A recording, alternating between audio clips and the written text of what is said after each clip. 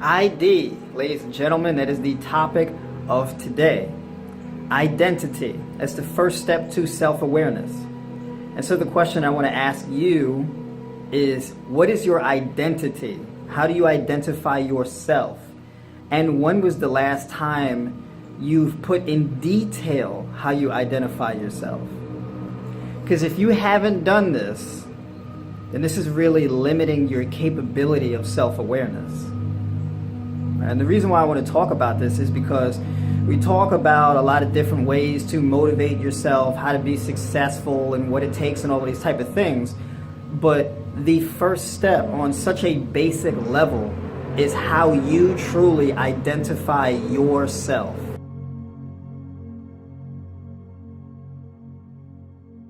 So what are some of the things people know you for? Right? What are some of the characteristics that people know you for? Do people know you for your smile? You always seem to be happy. You're a very intelligent person. Maybe people know you to be a total asshole, right? But what do people know you for? Really think about that and write some of those traits down. You know, people notice me for my looks. People notice me for my smile. People notice me for my hard work ethic. People notice me for this, that, and that, right? And then look at all of those traits, write them down.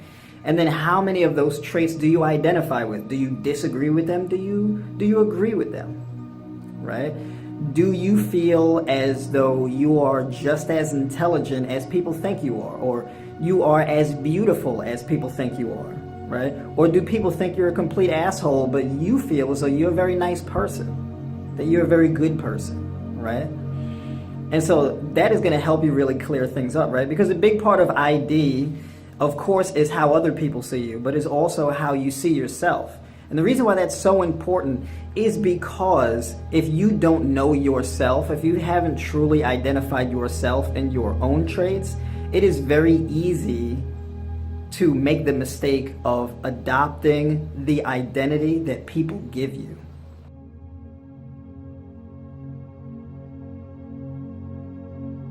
So after you made the list of traits that other people know you for and the traits that you know you for, the next step is you're going to decide which traits you're going to get rid of and which traits you're going to keep. Now the main focus is going to be the list of traits that you want to keep, what you want to be. That's the important list. So you're going to take that list and then you're going to focus on embodying the traits that are listed there, right? And one of the ways of embodying it is self-talk, right? What you tell yourself. What you tell yourself you are. And so, for example, when was the last time you messed up or made a mistake on something? You said, oh man, I'm so stupid.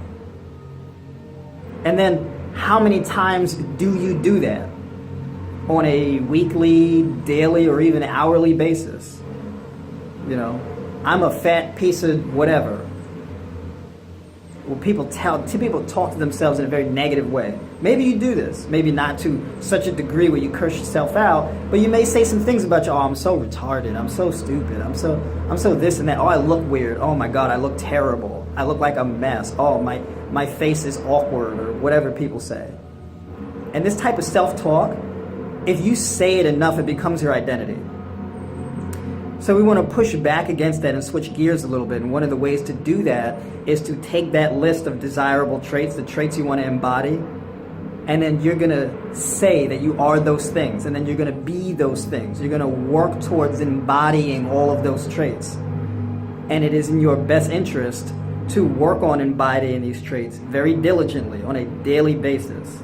Because this is reprogramming of the human mind, which is harder to get the older you are. So, if you're in your 30s like me, you have 30 years of reprogramming to do. You got to swap some things out. You got to fish through all of your traumas and your beliefs and your past history and experiences, and you got to start reprogramming your mind. And so a good place to start is with self-talk. I am insert trait. I am insert trait. It feels good to be insert trait. I am thankful for being insert trait.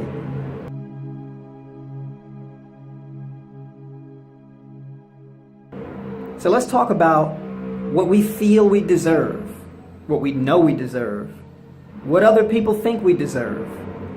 All these things are very important to take into account, right? Because what other people feel you deserve and what you feel you deserve are very important. Because if you truly feel as though you deserve something, you will do the things that you need to do to get what you know you deserve. But you got to truly set that in stone, what you deserve. You have to know what you deserve. So there has to be a certain level of conviction. Do you deserve to be in a happy, loving relationship? Do you deserve to be wealthy? Do you deserve to be in shape? Right? Do you deserve abundance? What do you know you deserve? Right? Make a list of all those things. And then look at some of the things that other people feel you deserve or don't deserve. Do you agree or disagree, right? And so ultimately, when you put together the list of all the things that you know you deserve, you feel it in your heart that you deserve these things. The next step is to explain to yourself, validate why you deserve these things. Why do you deserve that happiness? Why do you deserve the wealth? Why you? Why do you think that you're entitled to that? Why do you think that you deserve that personally? And then, of course, then after that's set, we could start moving on to the doing.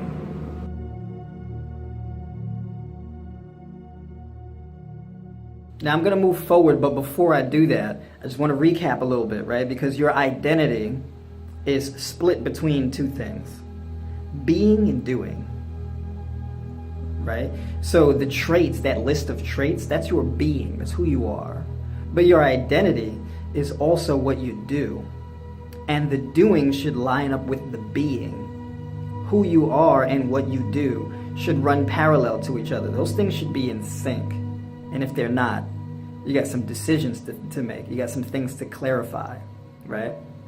And so we started with the list of traits of who you want to be, who you are, what you identify as in your being. And then we talked about what you feel you deserve.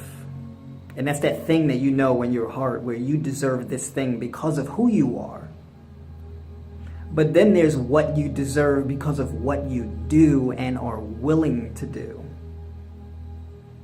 So now let's get into the doing, right? The doing, in this case, when we see something that we want, when we set a goal, there's a certain commitment that we have to make, and that commitment is to the goal, and that goal requires action. That goal requires the doing. And so there's a certain level of internal dialogue that has to go on where you talk yourself into the doing. And the catalyst for that is the being, the desire, right? All that comes from the being. And so, are you the type of person where when you set a goal, do you talk yourself into it, or are you more likely to talk yourself out of it? Say, for example, you meet a beautiful individual. Ladies, fellas, either or. You meet a beautiful individual, and you really like that person, and they really stand out to you, and you want to develop a relationship with this person. You want to get to know this person. What do? Right? Because there's a decision to make. Do you start a conversation with this person? Do you approach them? Do you just let them slide? And if you just let them slide, well, did you feel as though you deserve to have a connection with that person?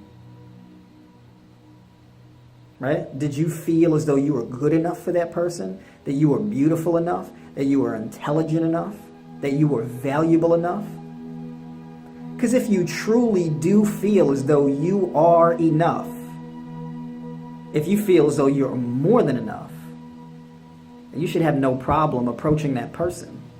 Not unless you have a reason to be weary of that person. So this kind of ties into self-esteem. And self-esteem is self-esteem. It is the esteem that you set for yourself. This can't be given to you. Self-esteem cannot be given to you, right? So when you talk yourself into something, that you know you should be doing, that you have to do in order to get what you want, that's typically what you should do, right? Talk yourself into it every day, every time. For instance, when you work out, you talk yourself into every set, every rep. You talk yourself to getting up in the morning. You talk yourself into staying on top of your diet. You talk yourself into the things you want, and you talk yourself out of the things you don't want. You talk yourself out of binge eating. You talk yourself out of the bad diet. You talk yourself out of taking unnecessary rest days. You talk yourself out of slacking off. Right? Just like I would love to talk myself out of my speech impediments. Right? But I guess that's a part of who I am a little bit, right? The speech impediment. And it was a lot worse at one point. I'm working on it. But at the same time, I embrace it.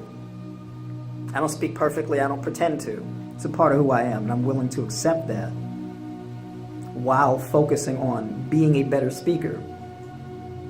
I am a good speaker, and then I do the good speaking, right? And I talk myself into getting on camera and doing the good speaking, right? So there's plenty of examples to this type of thing, right?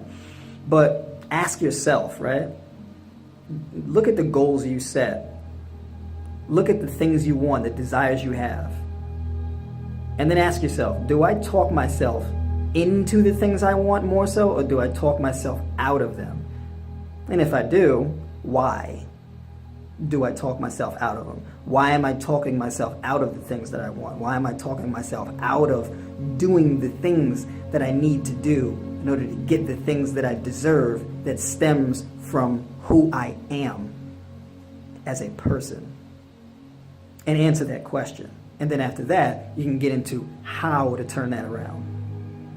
So this wraps up my little introduction into identity, right? All I really wanted to do here was establish the being and the doing, and then connect the two with the deserving and the desire, right? And so the overall goal is identifying who you are and identifying what you do and bridging those two things together and aligning them, and just asking yourself the tough questions and making the lists.